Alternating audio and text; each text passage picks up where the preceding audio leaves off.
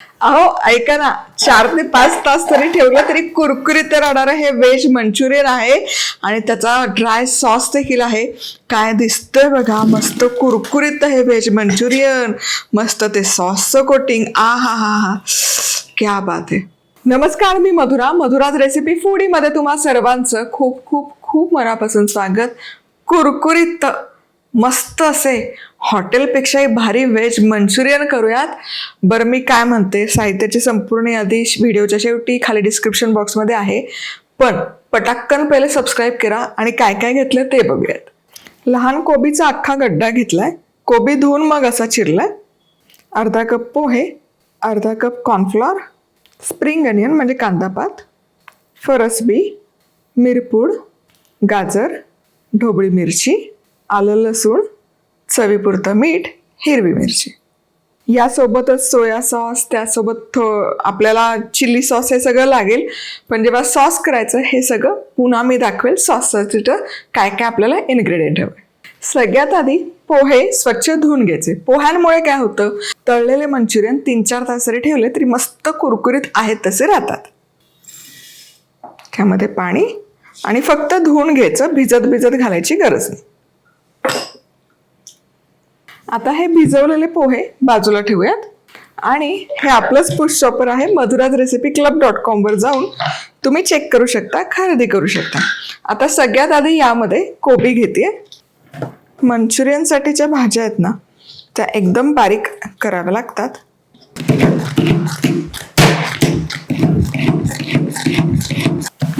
चला, हा चिरलेला कोबी काढून घेऊयात.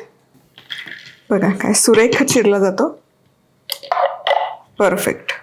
आणि अजून हवं तर अजूनही बारीक तुम्ही चिरूच शकता. आता सगळा कोबी आधी चिरून घेते.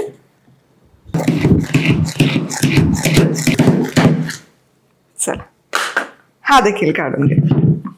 चला, आता याच चॉपरमध्ये ढोबळी, फरसबी, गाजर, लसूण आणि आलं, हिरवी मिरची हे घालायचं आणि हे देखील बारीक चिरून घ्यायचं.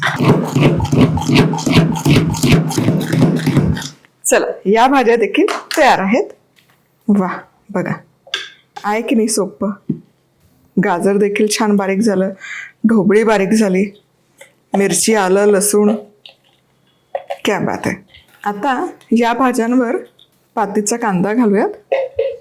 हे पोहे जे आपण भिजवून घेतलेत छान चुरायचे. यामध्ये मिरपूड घालूयात, मीठ, हे मिसळायचं. थोडंसं लागलं तर यामध्ये सोया सॉस घालूयात. नाही घातला तरी काही हरकत नाही. छान मिसळून घेऊयात. यामध्ये मीठ घालून मिसळून घेणं गरजेचं आहे, म्हणजे भाज्यांना पाणी सुटतं आणि यामध्ये मग कॉर्नफ्लॉर घालायला सोपं जातं. आता यामध्ये मी घालते कॉर्नफ्लॉर. आधी पाव कपच घालते आणि कॉर्नफ्लॉर आहे ना छान असं रगडून घ्यायचं. बघा, अर्धा कप आहे. यातलं थोडंसं, हे बघा एवढं ठेवते मी ग्रेव्ही करण्यासाठी आणि उरलेलं सगळं यामध्ये घालते. हे असं रगडून घ्यायचं, असा गोळा होईपर्यंत गच्च, म्हणजे ते तळताना सुटत नाही. बघा, या भाज्यांनाच पाणी सुटतंय आणि कॉर्नफ्लॉर यामध्ये छान मिसळलं जातं. आता जितकं कॉर्नफ्लॉर आहे तितकाच यामध्ये मैदा देखील घालते, कारण भाज्यांना पाणी भरपूर सुटलंय, त्यामुळे आपल्याला मैदा बाइंडिंगसाठी घालावा लागेलच. पण खूप पण नका घालू, नाहीतर ते गचगचीत लागतात मंचुरियन खाताना. तर बरोबर अर्धा कप मैदा या मिश्रणामध्ये मी घातलं. आणि हे बघा, हे असं छान एकसंध करून घ्यायचं, म्हणजे ते तळताना सुटले नाही पाहिजे गोळे. पुन्हा सांगते, हे मळून घ्या छान, नाहीतर तळताना गोळे सुटतील. आणि पाणी अजिबात वापरू नका, पाण्याचा अंश नको, कारण पाणी याला सुटलं ना की जितकं जास्त पाणी तितका जास्त त्यामध्ये मैदा कॉर्नफ्लॉर साचतं आणि मग खाताना ते गचगचीत लागतं. चला, हे मिश्रण सगळं तयार आहे. बघा, छान असा एकसंध गोळा झालाय आणि खूप भुसभुशीत नाही आणि खूप पचपचित पण नाही. आता यातून लहान लहान गोळे घ्यायचे आणि मंचुरियन फार असे काही गोल गुबगुबीत नसतात, गोल गुडगुटीत असेच ओबडे बोबडे करून घ्यायचं. हे बघा, हे असं दाबून घेणं गरजेचं आहे, म्हणजे तळताना ते सुटणार नाही. खूप मोठे नका करू, लहान लहानच करा, लिंबापेक्षा लहान आकाराचे करायचे, म्हणजे मग तो आतपर्यंत तळले जातात.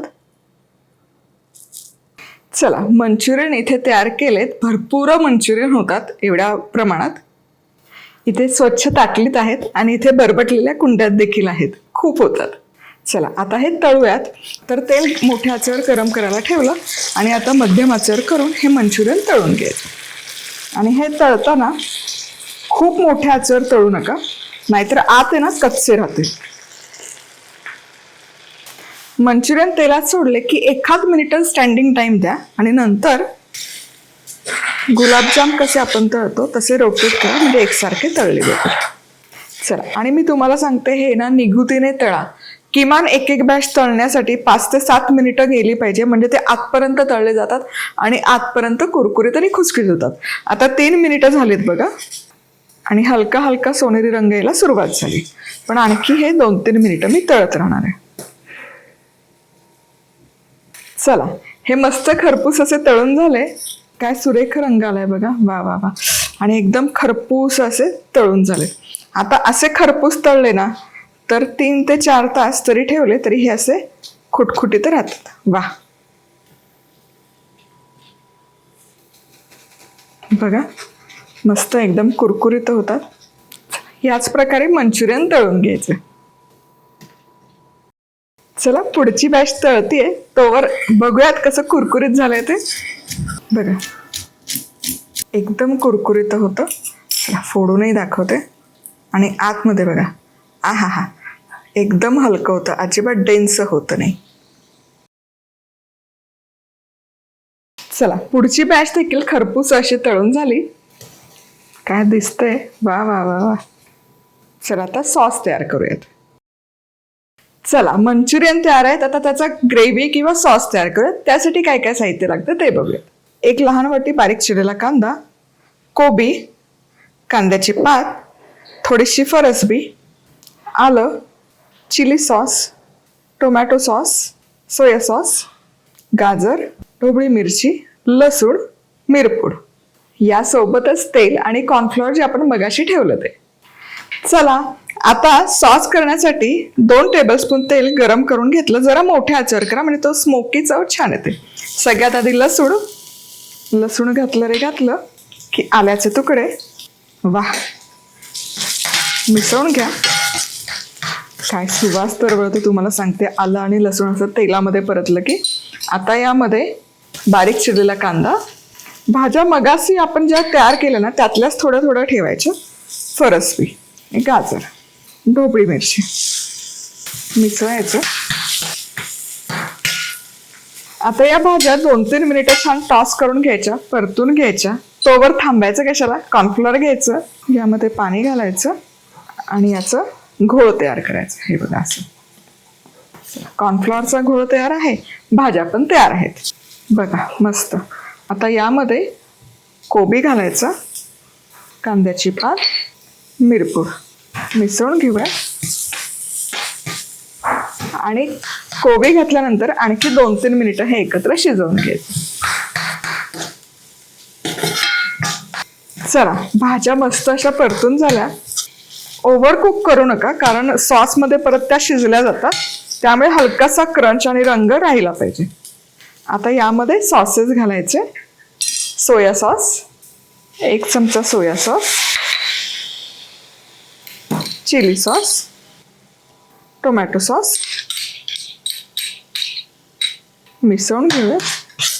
आता मी जे करते ते व्हेज मंचुरियन ड्राय करते, त्यामुळे याला ग्रेव्ही नाही ठेवणार आहे मी. यामध्ये थोडंसंच कॉर्नफ्लॉवरची ही स्लरी टाकते. तुम्हाला जर प्रॉपर ग्रेव्ही करायची असेल तर काही नाही, यामध्ये पाणी वाढवा. आता हे मिक्स करायचं.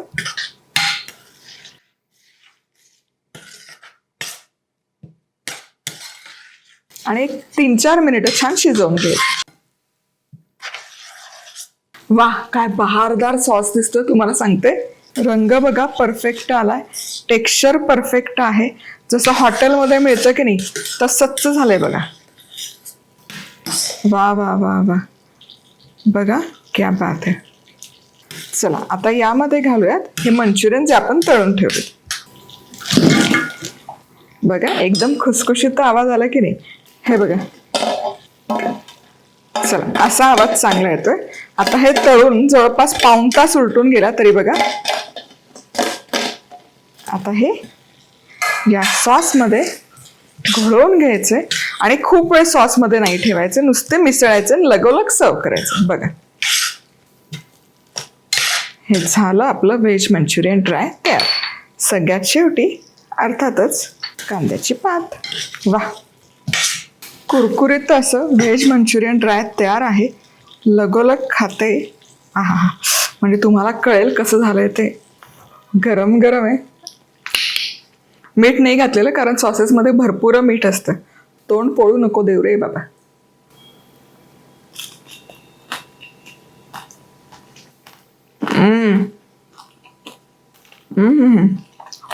वा, ते जे पोहे घातलेत ना त्याचा क्रंच इतका भारी येतो तुम्हाला सांगते. वा, दिल खुश हो गया.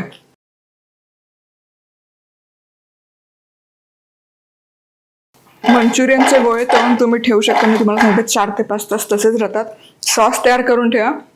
जेव्हा खायचं तेव्हा सॉस गरम करा, मंचुरियन टाका आणि खा. किंवा हे कुरकुरीत गोळे पण खायला भारी लागतात. रेसिपी आवडली तर लाईक, कमेंट, सबस्क्राईब. पुन्हा भेटूयात. तोवर मस्त राहा, खुश राहा, आनंदी राहा. सगळ्यात महत्वाचं खात राहा.